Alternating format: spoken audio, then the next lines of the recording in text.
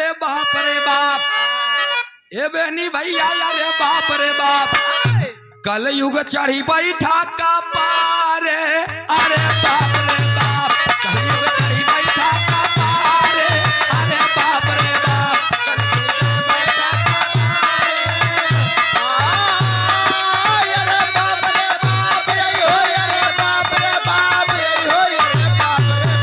कलयुग चढ़ी बैठा का पारे, अरे बाप रे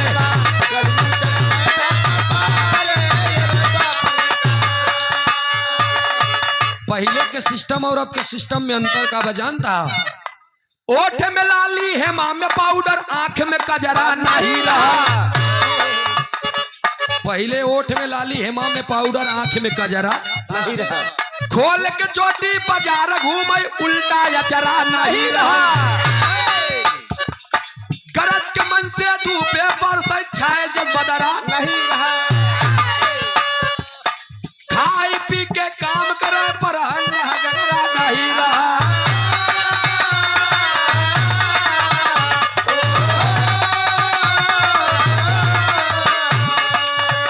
अब बताऊ 12 बजे तक सोवई, अब बताऊ 12 बजे तक सोवा।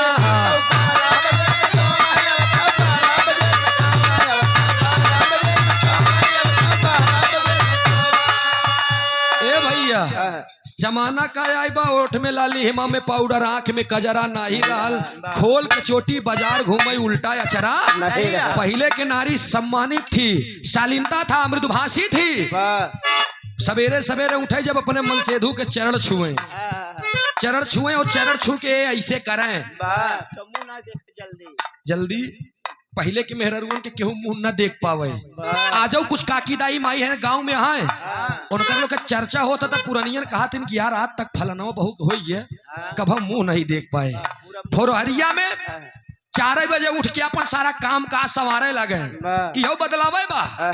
लेकिन आज वाली ओ की 12, 10, 11 बजे तक सोवत जागत यहाँ रहे कि 12 बजे तक सोवत। अब बताऊ 12 बजे तक सोवई, अब बताऊ 12 बजे तक सोवा।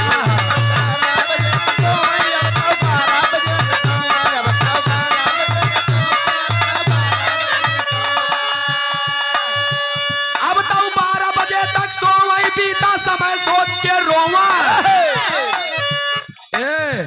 अब तो 12 बजे तक सोए, बीता समय सोच के रोवे। अब तो 12 बजे तक सोए, बीता समय सोच के रोवे। कैसे जिंदगी अब सवारे, अरे बाप रे बाप, कलयुग चढ़ी बैठा का पारे।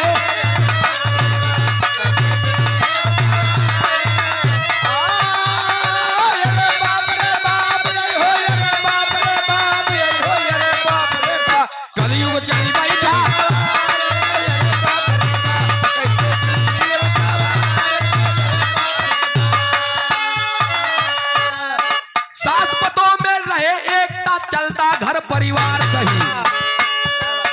पहले के जमाने में बेनी भैया चाहे जितना बड़ा परिवार रहे, आज तो 15, 20, 50 मनई के भोजन बनवे के बाद कारीगर बुलाए ले थे। लेकिन पहले के जमाने में महिलाएं 3, 4 5 मिल के 100, 150, 200 मनई के भोजन बनाए के इसे थई दे हैं। तब बजरी के भातौ चलत रहन। आज वाले के बजरी भात न फुटबई करी, और मान ला गलती से फोरू लेन तो पचबो न करी। बेनी भैया जमाना बदल गया, कहना पड़ा कैसे।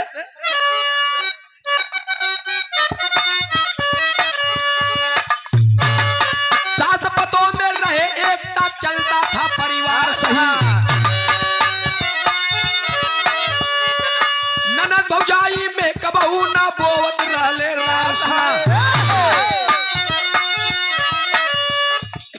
खुशी कह दे दूर से आवे, कामे पर भतार सहा। पति परमेश्वर मानत रहलन, पूरा जग संसार सुना।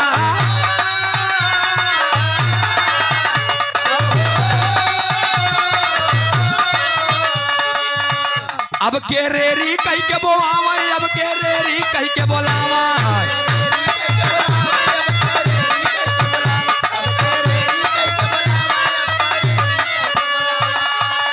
अब के रेरी मारी बोलावा, बेलना लई के तब समझावा। पहले के मेहरारू अपने पति के परमेश्वर मानत रहे, अपने मतलब भला हो बुरा हो कैसा भी हो पर मेरा पति मेरा देवता हो। देवता हो। आवाज वाले तनी से अगर कौनो मेहरारू से फुसकत देख लें तनी से ना आओ बताई घर में आओ आओ आइयन घरे के अंदर तो लई के बेलना पुच्छा उच्छा बाल नहीं खूब बढ़िया पहले से चोरा घर मरी तो का 2 महीना तक काला पर रही बेनी भाई मुंह थूथुन देख तोड़ नहीं कहे का अब के रेरी मारी बोलावा अब के रेरी मारी बोलावा मारे बाबू राम के लाश एका देखा बाबू राम के लाश दिखा दुखी राम बाबू करताल बजावे अब के रेरी मार बोलावा घर में बेलना से समझावा बनबे बड़का तिलकदार अरे बाप रे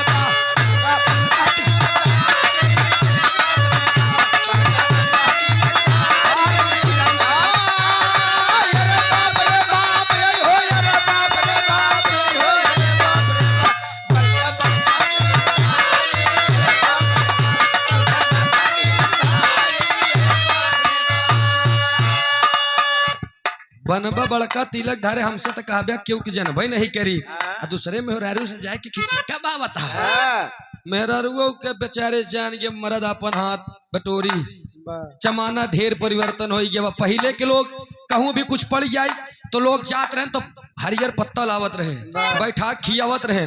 आज के जमाना का हो गया बा बफेलो सिस्टम बफेलो नहीं कह कैमिल सिस्टम बतावा आज तक कुकुर भोज हो बेनी भैया चाहे जे कितनो बड़ा व्रत रहा है कितनो बड़ा पूजा करत रहा है कितनो बड़ा भगत रहे लेकिन अगर जात बत तो कब मजबूर कह देता है 2 कचौड़ी मारे चल न ठीक से साफ करे यहाँ न धोए यहाँ न माजे यहाँ ऊपर से रगड़ के धई दे फिर से खाना बनाए दे फिर से परोस दे बेचारा जाए के खात बोई से का करे अनजाने में बेनी भैया। पहले के महिलाएं बेचारी जात रही तालाब में हरियर माटी लेके हो करियई पोतनी जे का कहा मूड़े पे धरे पोतनी तो अलग होता वो करियई माटी अलग होत रहे ओका मूड़े पे धरे तब सिर ठंडा रहत रहे जल्दी उनका आँखी में चश्मा लगावे काम ना पड़े। आवाज वाले के देखला 17-18 साल में उनका चश्मा टेस्ट करवा भाई आँखी टेस्ट करवा पड़ा 4 आँखी लगे लाग बा शीशा काला हो जाए। पहले वाली वो बेचारे जब लगावे ना करिए माटी बाल उल करिया रहे 30-35-40 साल तक तो बाल को पकबे न करे। अब वालन के देखला 20-25 साल के बाद में एक बार पकब शुरू हो गया। तो जमाना ढेर परिवर्तन हो गया। लास्ट लाइन में एक लाइन और कहल गई कैसे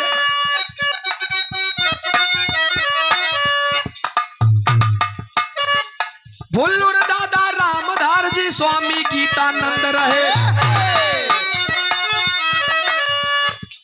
गीत में गीत मिलाकर लिखते अज्ञान और छन्न रहे अमलेंदु हमारा साथ भोजराज जी कंद रहे सूरज यादव संग में गावे जीवन जिसका आनंद रहे।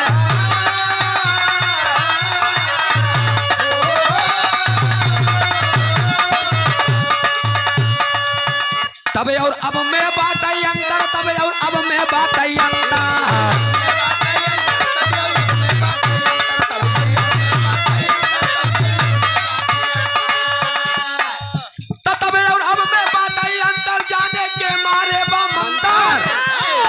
बेनी भैया तब और अब में बाटे अंतर जाने के मारे बा मंतर तब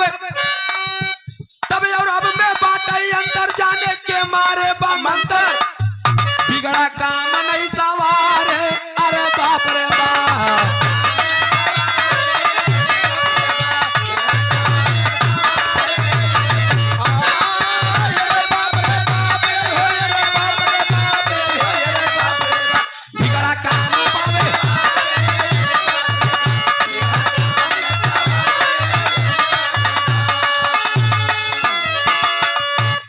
तनी से आप लोगन के बीच में एक नौयुवक कलाकार